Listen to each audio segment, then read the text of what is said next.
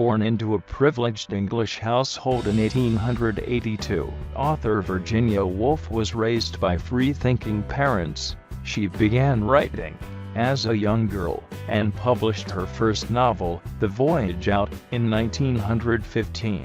She wrote modernist classics including Mrs. Dalloway, To the Lighthouse and Orlando, as well as pioneering feminist works, A Room of One's Own and 3 Guineas. In her personal life, she suffered bouts of deep depression.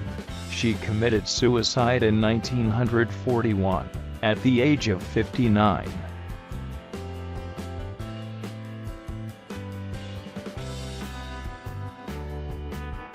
Born on January 25, 1882, Adeline Virginia Stephen was raised in a remarkable household. Her father, Sir Leslie Stephen, was a historian and author, as well as one of the most prominent figures in the golden age of mountaineering. Woolf's mother, Julia Princep Stephen née Jackson, had been born in India and later served as a model for several pre-Raphaelite painters. She was also a nurse and wrote a book on the profession. Both of their parents had been married and widowed before marrying each other. Woolf had 3 full siblings, Vanessa and Adrian, and 4 half-siblings, Laura Makepeace Stephen and George, Gerald and Stella Duckworth. The 8 children lived under one roof at 22 Hyde Park Gate, Kensington. 2 of Woolf's brothers had been educated at Cambridge, but all the girls were taught at home and utilized the splendid confines of the family's lush Victorian library. Moreover, Woolf's parents were extremely well connected, both socially and artistically. Her father was a friend to William Thackeray, the father of his first wife who died unexpectedly, and George Henry Lewes, as well as many other noted thinkers. Her mother's aunt was the famous 19th-century photographer Julia Margaret Cameron. From the time of her birth until 1895, Woolf spent her summers in St. Ives, a beach town at the very southwestern tip of England. The Stevens' summer home, Talland House, which is still standing today, looks out at the dramatic Porthminster Bay and has a view of the Godrevy Lighthouse, which inspired her writing. In her later memoirs, Woolf recalled St. Ives with a great fondness. In fact, she incorporated scenes from those early summers into her modernist novel, To the Lighthouse 1927. As a young girl, Virginia was curious, light-hearted and playful. She started a family newspaper, the Hyde Park Gate News, to document her family's humorous anecdotes. However, early traumas darkened her childhood, including being sexually abused by her half-brothers George and Gerald Duckworth, which she wrote about in her essays A Sketch of the Past and 32 Hyde Park Gate. In 1895, at the age of 13, she also had to cope with the sudden death of her mother from rheumatic fever, which led to her first mental breakdown, and the loss of her half-sister Stella, who had become the head of the household 2 years later. While dealing with her personal losses, Woolf continued her studies in German, Greek and Latin at the Ladies' Department of King's College London. Her 4 years of study introduced her to a handful of radical feminists at the helm of educational reforms. In 1904, her father died from stomach cancer, which contributed to another emotional setback that led to Woolf being institutionalized for a brief period.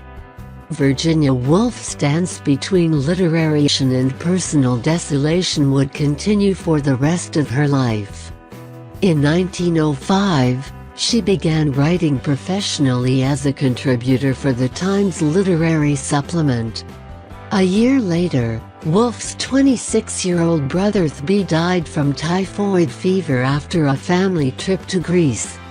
After their father's death, Woolf's sister Vanessa and brother Adrian sold the family home in Hyde Park Gate, and purchased a house in the Bloomsbury area of London. During this period, Virginia met several members of the Bloomsbury Group, a circle of intellectuals and artists including the art critic Clive Bell, who married Virginia's sister Vanessa, the novelist E.M. Forster, the painter Duncan Grant, the biographer Lytton Strachey, economist John Maynard Keynes and essayist Leonard Woolf, among others. The group became famous in 1910 for the Dreadnought hoax, a practical joke in which members of the group dressed up as a delegation of Ethiopian royals, including Virginia disguised as a bearded man, and successfully persuaded the English Royal Navy to show them their warship, the HMS Dreadnought. After the outrageous act, Leonard Woolf and Virginia became closer, and eventually they were married on August 10, 1912. The two shared a passionate love for one another for the rest of their lives.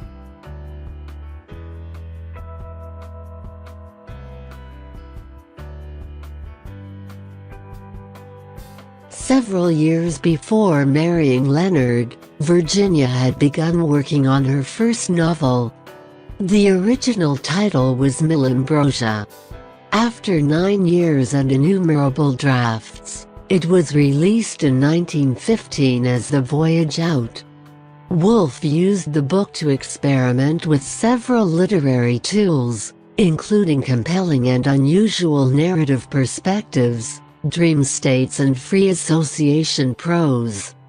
2 years later, the Woolfs bought a used printing press and established Hogarth Press, their own publishing house operated out of their home, Hogarth House. Virginia and Leonard published some of their writing, as well as the work of Sigmund Freud, Catherine Mansfield and T.S. Eliot.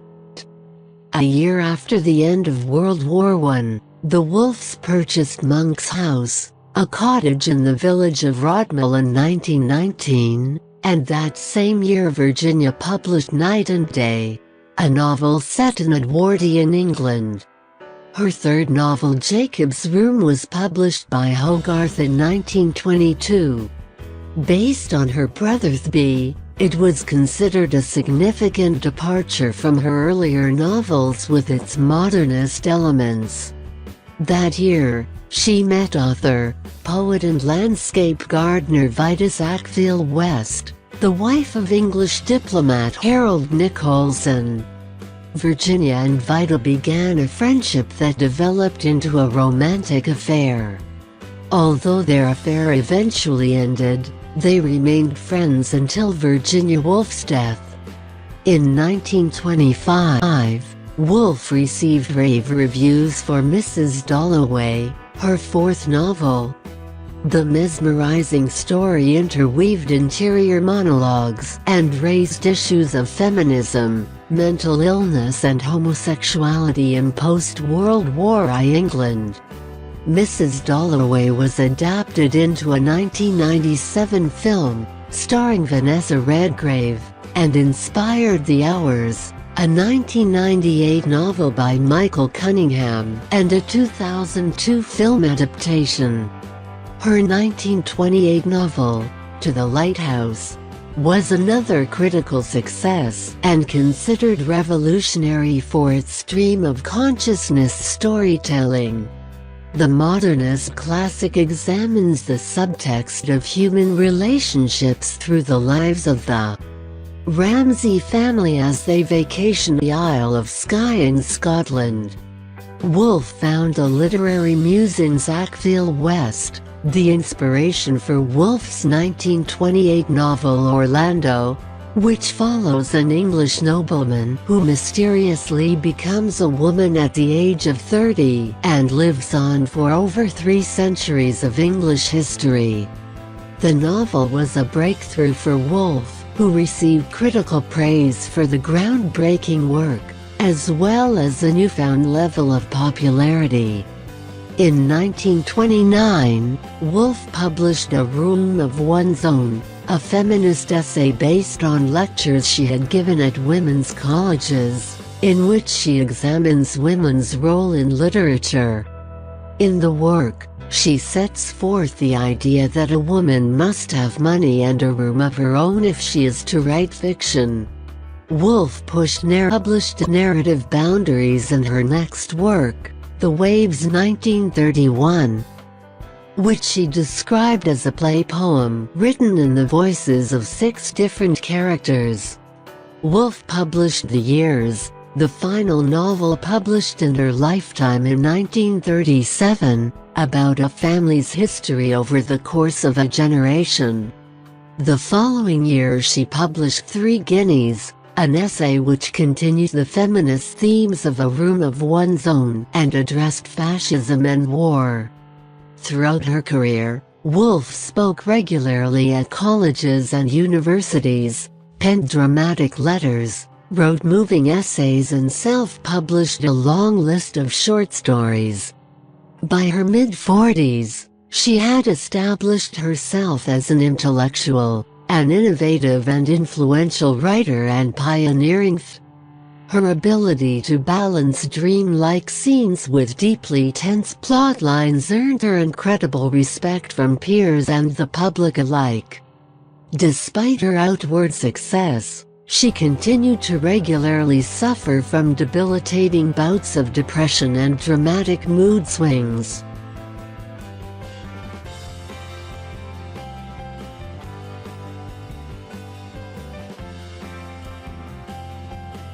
Woolf's husband, Leonard, always by her side, was quite aware of any signs that pointed to his wife's descent into depression.